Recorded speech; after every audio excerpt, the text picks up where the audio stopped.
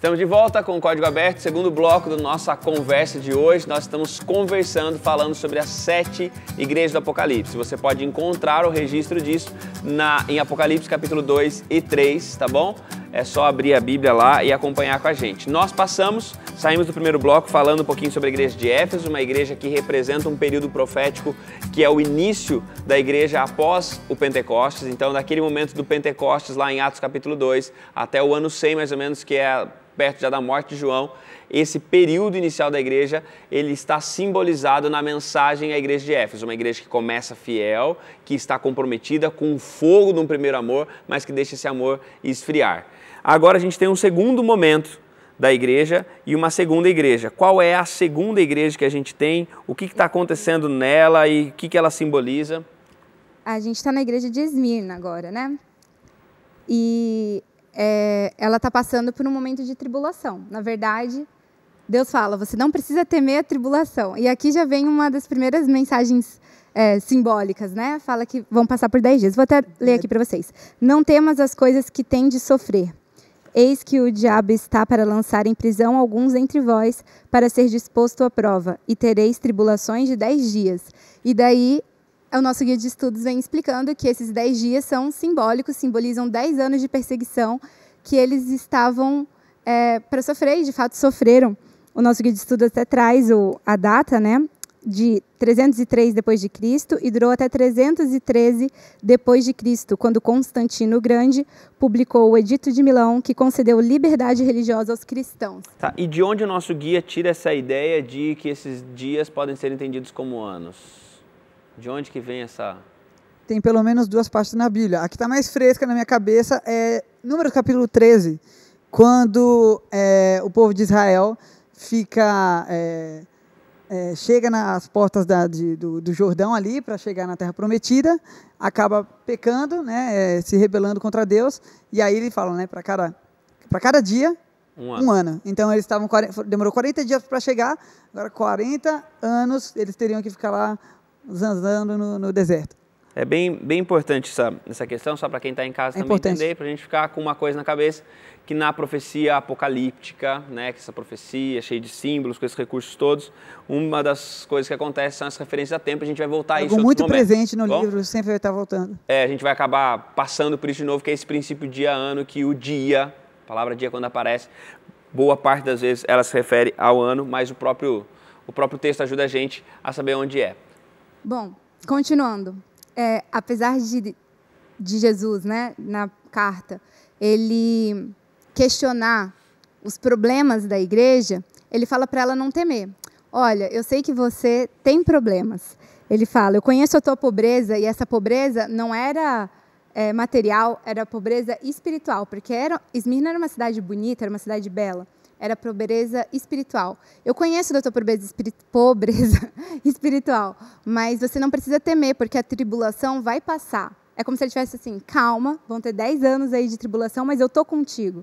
E essa mensagem é muito pra gente nesse nosso tempo, né? Porque ter liberdade religiosa é muito caro na nossa democracia. E estamos passando por tempos difíceis, a gente, não só no Brasil, mas em todo o mundo, as questões religiosas têm sido delicadas. E a gente passa por tribulação. Aqui no Brasil a gente não tem liberdade, né? Estamos aqui nesse programa. Mas tem lugares que as pessoas não têm. E essa mensagem eu acho que vem como um acalento, assim.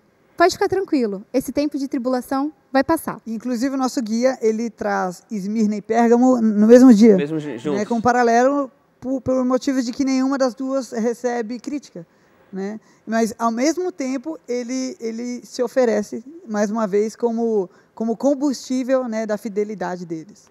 E é interessante pensar, só antes de você falar, que as 2 cartas, e a gente já indo para a carta de Pérgamo, né, que as 2 cartas elas aparecem não só no mesmo dia no guia, mas elas aparecem próximas, elas são períodos curtos também, né, de tempo, mas que elas estão enfrentando desafios muito severos, né? Desafios muito grandes fora, que a gente falou, né? da ameaça da liberdade, do paganismo que está em volta delas, né? No caso de Pérgamo principalmente.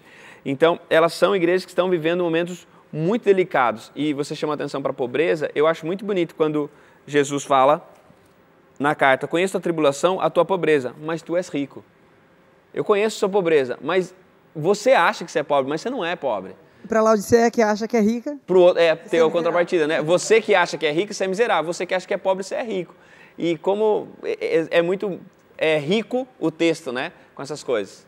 Eu já ia começar a falar também de Pérgamo. Fica à vontade.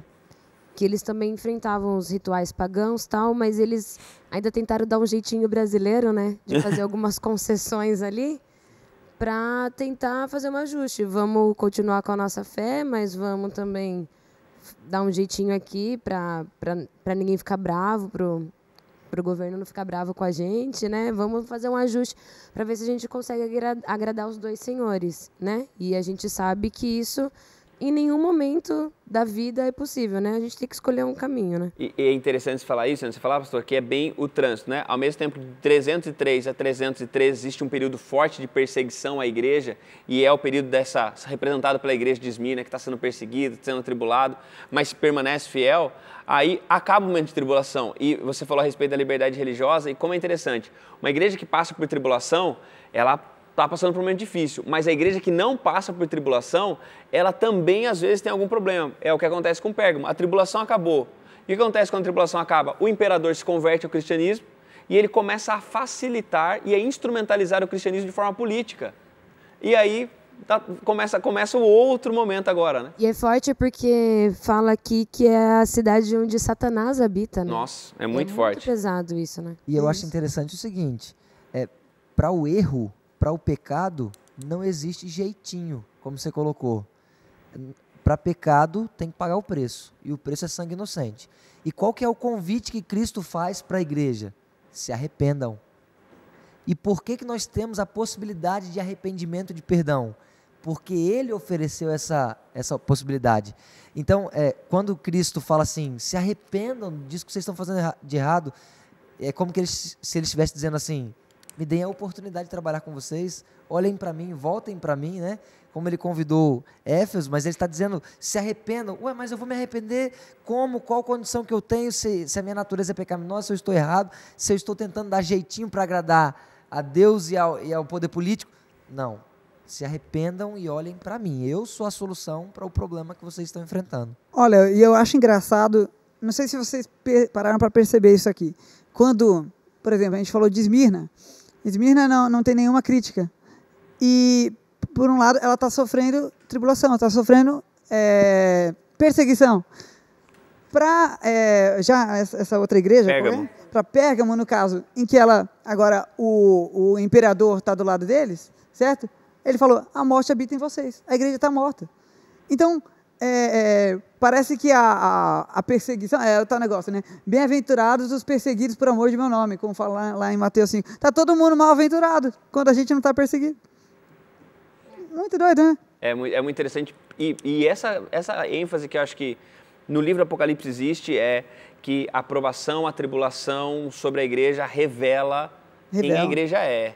A igreja se revela, e isso é muito, muito interessante, porque às vezes a gente tem, claro, né? A gente sempre tem que lutar pela liberdade, mas a gente não pode deixar que a liberdade também nos iluda, né? E a gente pensa o seguinte, não, então eu vou ficar para sempre no conforto, vou ficar para sempre no comodismo, né? O que nos faça é negociar princípios. Sim, em prol da paz. Eu quero me manter livre e aí eu negocio o princípio. Exatamente, né? Que foi o caso. Que é o que acontece com a igreja. E Estado, ali começaram a conciliar práticas pagãs com práticas cristãs. E aí virou... Vamos fazer todo mundo caber no mesmo balaio. E a gente precisa ter consciência que o Evangelho, a palavra de Deus, Cristo, que é o centro, ele não precisa dessas coisas. Tem um comentário na lição que eu acho que vale super a pena a gente refletir sobre isso. Ó. A mensagem do Evangelho não deve contar com apoio político e econômico para ter êxito. Não é isso que vai fazer êxito na pregação do Evangelho, que vai facilitar a pregação do Evangelho. O seu avanço deve ser pautado no plano original de Jesus, no qual o poder se aperfeiçoa na fraqueza. 2 Coríntios 12, 9. Então, às vezes, a gente fica duvidando do poder de Deus. Se Ele dá conta mesmo, Ele dá conta. Ele é o dono do universo, Ele é o todo-poderoso. A gente não precisa de poder de governantes, poder econômico. Ele faz a palavra dele. Se a gente não pregar essa palavra, as pedras vão pregar.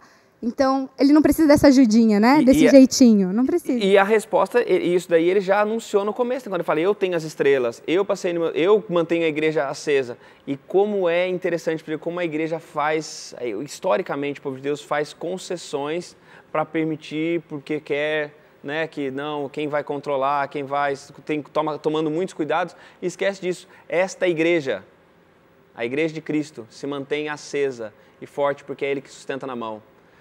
E eu lembro das palavras de Gamaliel em Atos, quando ele diz o seguinte, se esse movimento for de homens, vai morrer, mas se é de Deus, vai prosperar, e não tem ninguém que pode parar, ninguém pode parar a igreja de Deus, porque está na mão dele. Então... E é interessante que, quando nós somos provados, quando nós passamos por dificuldades, inclusive a igreja, aí é que a fé se fortalece. É bíblico isso, né? Exato. Parece que no Antigo Testamento, isso era frequente com o povo de Israel.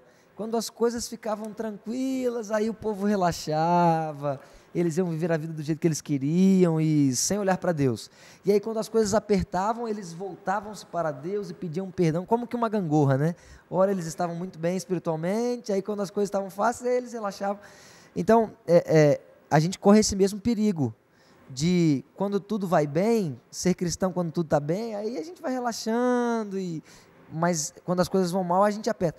Então, às vezes, Deus permite algumas situações, não é que Deus queira que o mal exista, mas Ele permite que isso aconteça conosco, para que a gente também possa ser chamado a atenção, acorda, né? E só um símbolo para a gente poder seguir para a igreja de Tiatira e tentar passar pelas outras também, na igreja de Pérgamo fala sobre, para quem está acompanhando, fala sobre Balaão. Balaão é aquele personagem do Antigo Testamento, né, que tenta negociar uma coisa ali entre o povo e faz um ajuste. E é interessante que o nome Balaão quer dizer devorar o povo. E a ideia de Balaão é que Balaão ele tenta, de alguma maneira, devorar o povo de Deus, fazendo concessões e compromissos com estranhos. Por isso que ele aparece aqui. E lembrando, não dá para ler o Apocalipse sem recorrer constantemente ao Antigo Testamento. Vamos continuar? A igreja de Tiatira é a mensagem maior que tem, é a mensagem que está bem no centro, é a quarta carta. O que é dito para a igreja de Tiatira, o que tem de especial e por que essa carta é tão comprida? Tiatira é engraçado, né? Porque quando a gente vê aqui, ela não tem nada de uma importância política, ela não tem... Uma cidade pequena. É uma cidade pequena, meio pacata, uma cidadezinha do interior. Às vezes nem parece que ele está falando com uma igreja. Né? Mas ela tem o comércio, né? E aí quando você vai, eu imagino assim, essas associações e muitas reuniões que você tem que fazer parte para você estar dentro do esquema da cidade. Para você poder sobreviver ali, você tem que estar lá. E chega um momento que nessas associações, nessas reuniões, também tem o lado social dessas reuniões, né? Não é só ir lá e votar ou decidir, você tem um lado social. E é aí que entra o desafio de Tiatira, né? Que é quando eles se veem, e agora?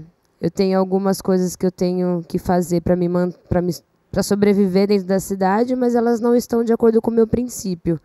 O que eu vou fazer? Para onde que eu vou? Esse é o dilema de Tiatira. E contra Tiatira é muito, muito claro, né? Muito dito assim que é uma igreja que se perdeu espiritualmente, né? Ela se perdeu quase completamente. Até usa, né? Ou evoca o nome de Jezabel, que vai aparecer depois de novo no livro de Apocalipse, mas Jezabel, que é a esposa de Acabe, né? Que vai fazer com que o povo se desencaminhe. Que período Tiatira representa? Pensando na igreja. A igreja lá da cidadezinha pequena é uma igreja que é apontada como tendo problemas severos por essas concessões que fez. Que período simboliza Tiatira? Quando a gente olha para a história, a que período da história Tiatira se refere? O senhor fala em data? É em data, mas sim, em data, mas principalmente o que acontece no período da história da igreja. Ah, sim. Então vamos lá. A data é de 538 depois de Cristo a 1565. Olha o que acontece. Muito tempo, hein? Por isso que então é interessante. A maior carta cobre o maior período profético. O que começou a acontecer? As pessoas pensavam assim, a igreja pensava assim, eu preciso sobreviver, então Deus vai entender, Deus vai permitir que eu trabalhe aqui nesse dia, que eu não...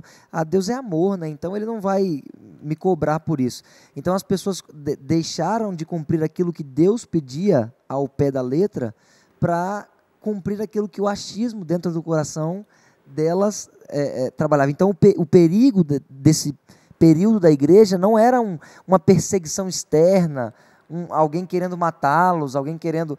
O perigo desse momento da história da igreja era um perigo interno, aquilo que eles acreditavam, aquilo que eles criam. Então, a igreja passou por dificuldades por aquilo que eles estavam vivendo, por escolha própria. Não, eu vou fazer isso, eu tenho que frequentar as reuniões, eu tenho que fazer aquilo que o governo está pedindo, porque eu tenho que sobreviver. E Deus vai me entender. E esse perigo a gente corre hoje. Tem muita gente falando assim, não, mas Deus vai me entender, pastor. Se eu fizer isso, Deus sabe, Ele sabe que eu preciso sobreviver. Deus não vai querer que eu passe fome, Deus não vai querer que eu... E tem muita gente falando assim, não, eu vou fazer aquilo que eu acho, porque Deus vai entender. A gente não pode fazer aquilo que a gente acha. Esse foi o perigo de Tiatira. A gente tem que ver aquilo que Deus pede. E eles correram esse risco, abriram mão daquilo que Deus pedia para viver aquilo que eles achavam que era certo. E nesse período também é importante apontar que foi-se dado poder, autoridade, né, para autoridades religiosas no ambiente político. E ali a igreja entrou, o quê? Ela começou a se afastar da palavra de Deus, certo? Os cultos começaram a ser feitos em outra língua, o pessoal não conseguia entender o que a autoridade falava, certo? E apenas as outras autoridades religiosas, a palavra de Deus ficou longe. E também ele fala especificamente de moralidade, de idolatria, né? Coisas que Deus sempre abominou, por consequência de estarem longe da palavra de Deus, começaram a aderir isso. Mas eu tenho uma pergunta. Faça a pergunta e a gente vai responder no próximo. Então, mas pode fazer a pergunta. Olha só, no comecinho da carta ele fala que as obras de Tiatira eram maiores no final do que no começo. Então, que ela, pelo menos para mim, parece que demonstra uma evolução. Vamos ver, então. Vamos descobrir se a igreja de Tiatira representa um período de evolução, de melhora. A gente vai conversar sobre isso daqui a pouquinho. A gente está fazendo essa caminhada histórica, não é apenas uma caminhada geográfica pelas igrejas da Ásia, mas é uma caminhada histórica pelo povo de Deus. Uma igreja que é fiel, vai passando por embate de tribulação, começa a fazer concessões e agora está num período de fortes concessões em que ela se uniu ao Estado e abriu mão de muitos dos seus princípios, dando lugar da Bíblia à tradição humana. A gente continua falando um pouquinho sobre isso no terceiro e último bloco do Código Aberto. A gente volta já já.